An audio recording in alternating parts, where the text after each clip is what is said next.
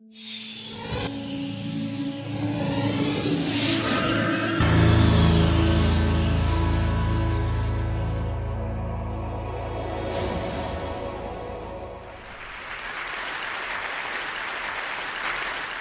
subject today is learning, and in that spirit, I want to spring on you all a pop quiz. Ready? When does learning begin? Now, as you ponder that question, maybe you're thinking about the first day of preschool or kindergarten, the first time that kids are in a classroom with a teacher. Or maybe you've called to mind the toddler phase when children are learning how to walk and talk and use a fork. Maybe you've encountered the 0 to 3 movement, which asserts that the most important years for learning are the earliest ones.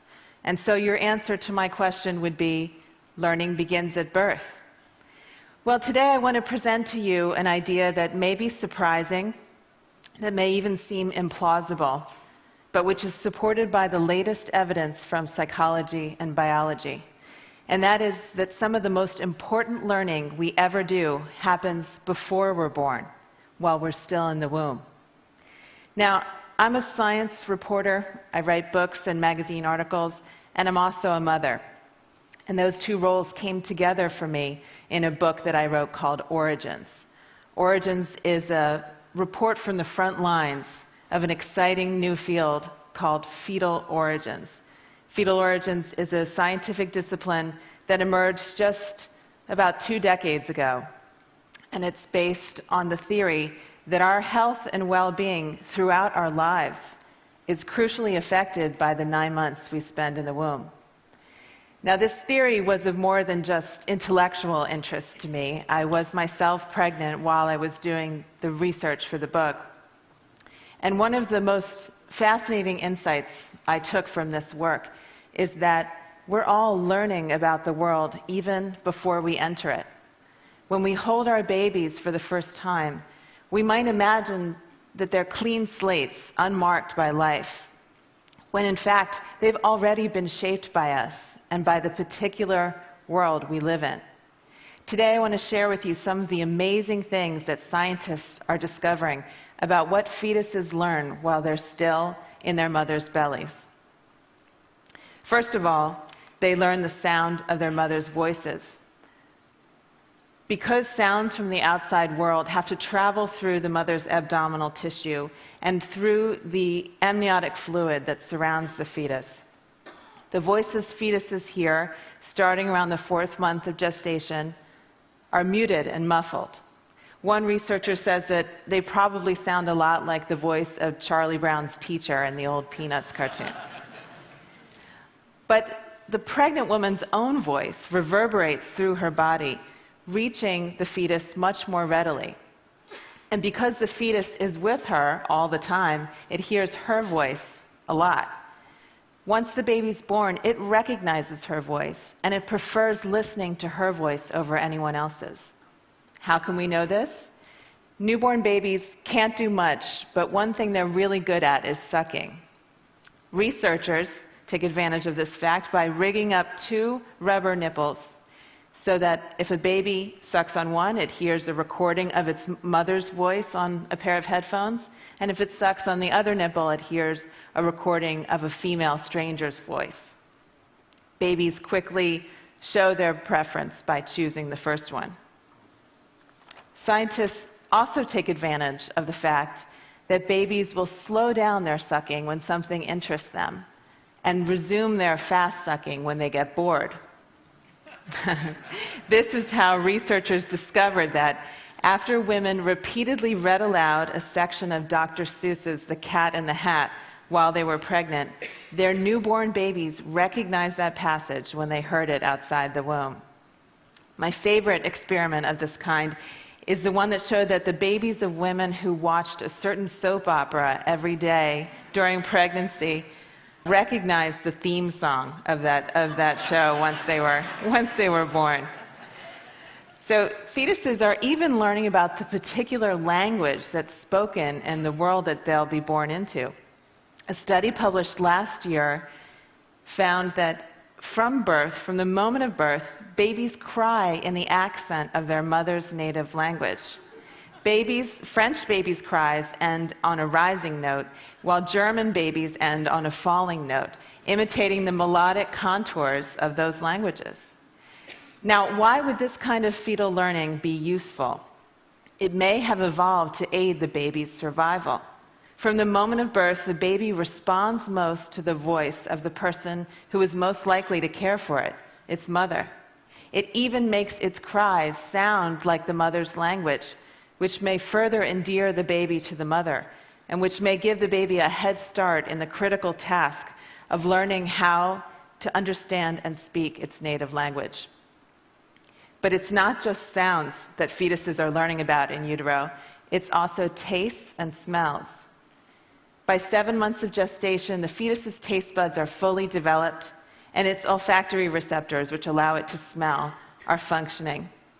The flavors of the food a pregnant woman eats find their way into the amniotic fluid, which is continuously swallowed by the fetus. Babies seem to remember and prefer these tastes once they're out in the world.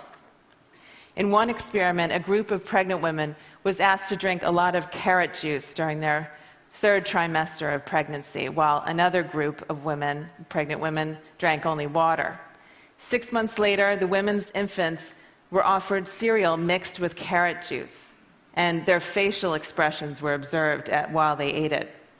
The offspring of the carrot juice drinking women ate more carrot-flavored cereal, and from the looks of it, they seemed to enjoy it more. A sort of French version of this experiment was carried out in Dijon, France, where researchers found that mothers who consumed food and drink flavored with licorice-flavored anise during pregnancy showed a preference for anise on their 1st day of life, and again when they were tested later on their 4th day of life. Babies whose mothers did not eat anise during pregnancy showed a reaction that translated roughly as yuck. What this means is that fetuses are effectively being taught by their mothers about what is safe and good to eat. Fetuses are also being taught about the particular culture that they'll be joining through one of culture's most powerful expressions, which is food. They're being introduced to the characteristic flavors and spices of their culture's cuisine even before birth. Now, it turns out that fetuses are learning even bigger lessons. But before I get to that, I want to address something that you may be wondering about. The notion of fetal learning may conjure up for you attempts to enrich the fetus, like playing Mozart through headphones placed on a pregnant belly. But actually, the 9-month-long process of molding and shaping that goes on in the womb is a lot more visceral and consequential than that. Much of what a pregnant woman encounters in her daily life, the air she breathes, the food and drink she consumes, the chemicals she's exposed to, even the emotions she feels, are shared in some fashion with her fetus. They make up a mix of influences as individual and idiosyncratic as the woman herself. The fetus incorporates these offerings into its own body, makes them part of its flesh and blood. And often it does something more. It treats these maternal contributions as information, as what I like to call biological postcards from the world outside. So what a fetus is learning about in utero is not Mozart's magic flute, but answers to questions much more critical to its survival. Will it be born into a world of abundance or scarcity? Will it be safe and protected, or will it face constant dangers and threats? Will it live a long, fruitful life or a short, harried one? The pregnant woman's diet and stress level in particular provide important clues to prevailing conditions, like a finger lifted to the wind. The resulting tuning and tweaking of a fetus's brain and other organs are part of what give us humans our enormous flexibility, our ability to thrive in a huge variety of environments, from the country to the city, from the tundra to the desert. To conclude, I want to tell you 2 stories about how mothers teach their children about the world even before they're born.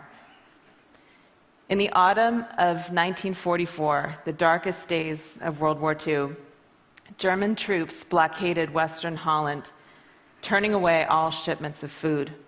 The opening of the Nazis' siege was followed by one of the harshest winters in decades, so cold the water in the canals froze solid. Soon food became scarce, with many Dutch surviving on just 500 calories a day, a quarter of what they consumed before the war. As weeks of deprivation stretched into months, some resorted to eating tulip bulbs. By the beginning of May, the nation's carefully rationed food reserve was completely exhausted.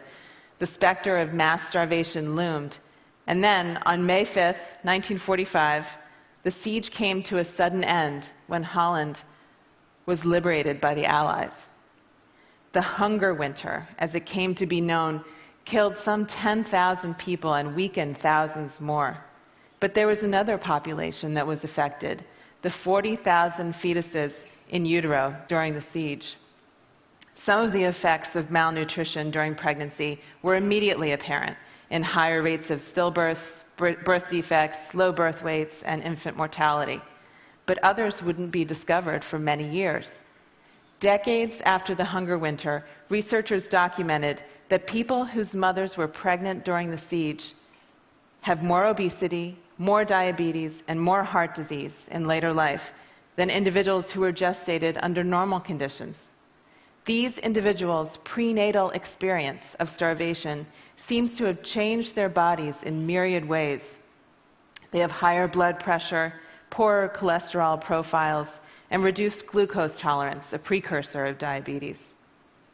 Why would undernutrition in the womb result in disease later? One explanation is that fetuses are making the best of a bad situation. When food is scarce, they divert nutrients towards the really critical organ, the brain, and away from other organs like the heart and liver. This keeps the fetus alive in the short term, but the bill comes due later on in life when those other organs, deprived early on, become more susceptible to disease. But that may not be all that's going on.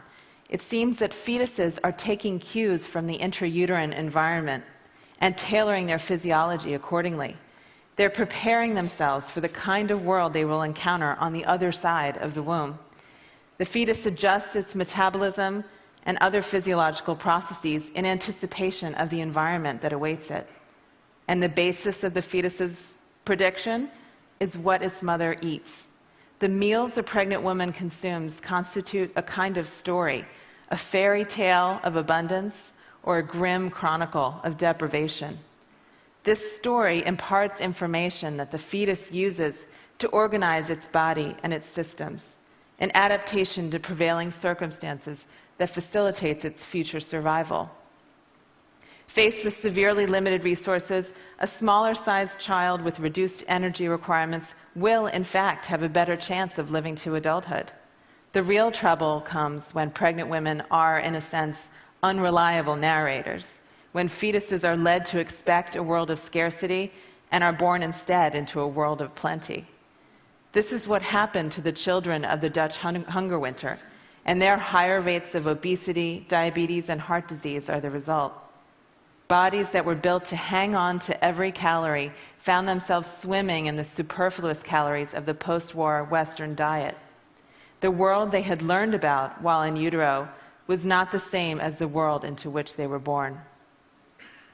Here's another story. At 8:46 a.m. on September 11th, 2001, there were tens of thousands of people in the vicinity of the World Trade Center in New York.